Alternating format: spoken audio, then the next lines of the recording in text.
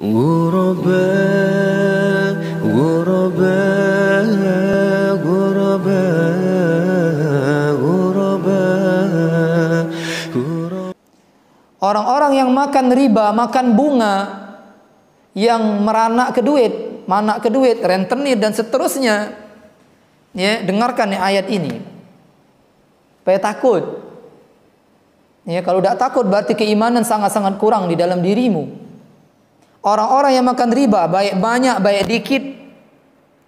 Ya, karena sebagian orang manak ke duit itu paling dia ngambil untung sehari 1.000 atau 2.000, ada yang sehari 10.000.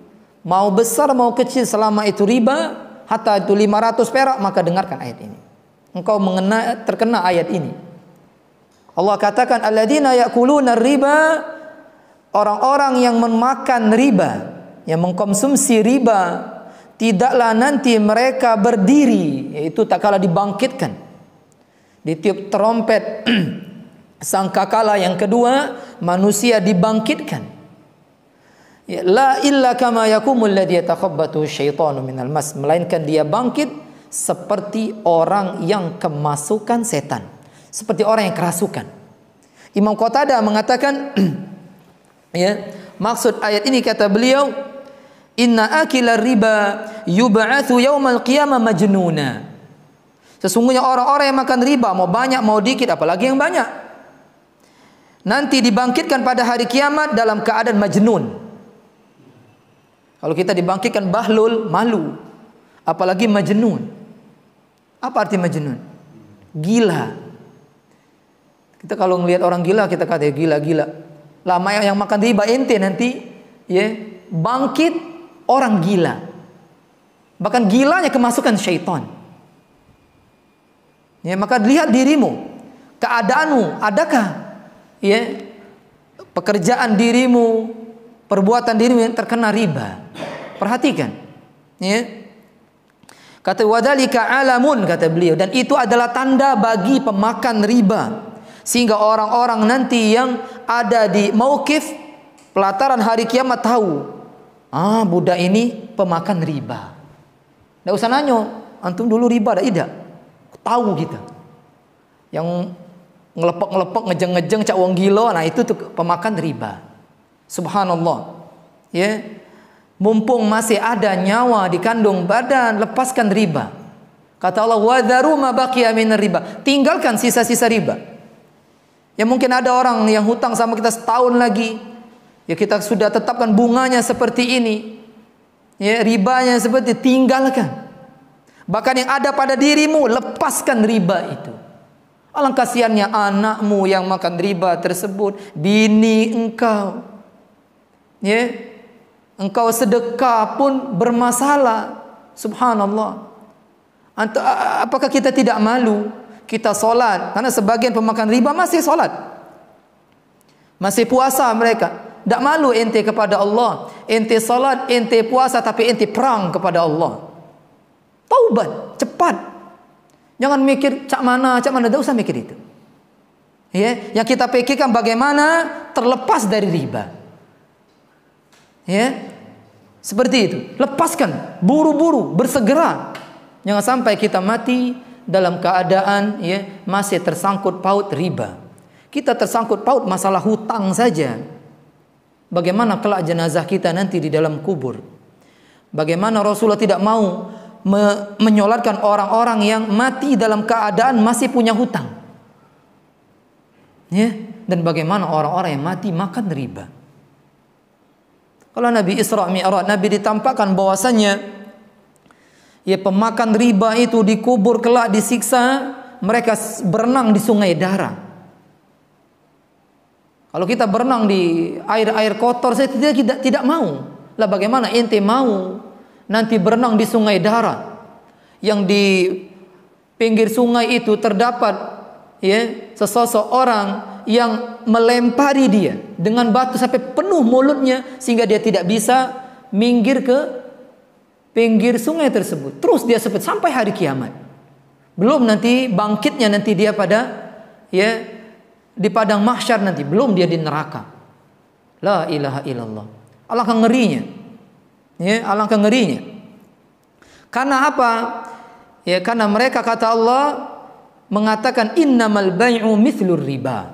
Karena mereka mengatakan jual beli sama seperti riba. Kita katakan tidak sama. Jual beli dengan riba. Jual beli itu kalau kita jualan seperti kita jualan susu kedelai misalnya di jalan-jalan misalnya. Ya, menawarkan orang, ada malu, ada capeknya. Ya, kita mendapatkan panas. Hatta kita seorang bos tetap capek memikirkan gaji setiap bulan untuk bawahan-bawahan pekerja-pekerja capek.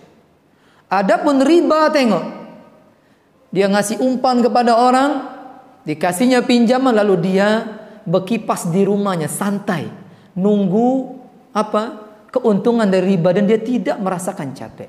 Subhanallah. Beda riba dengan jual beli. Ya, oleh karena itu riba diharamkan oleh Allah Subhanahu wa taala. Riba ya, membunuh orang. Riba menghancurkan kehidupan manusia. Ya. Lalu Allah mengatakan waman ada. Perhatikan, karena sebagian orang ini sudah dikasih tahu tapi ngeyel. Alasan ini, alasan itu, padahal dia tidak berusaha mencari kerjaan lain. Ya. Kata Allah Subhanahu wa taala, waman ada, barang siapa yang kembali kepada riba. Oh, tobat dia hari ini tobat. Oh, sedih nangis dia tobat. Lalu diuji Allah, buntu katik duit, nggak ada pemasukan, balik lagi ke riba. Ya, nggak sabar dia bahwasannya dunia ini adalah ujian.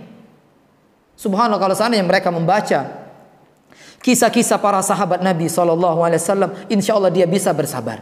Tidak ada miskin, kefakiran sebagaimana yang didapati oleh para sahabat.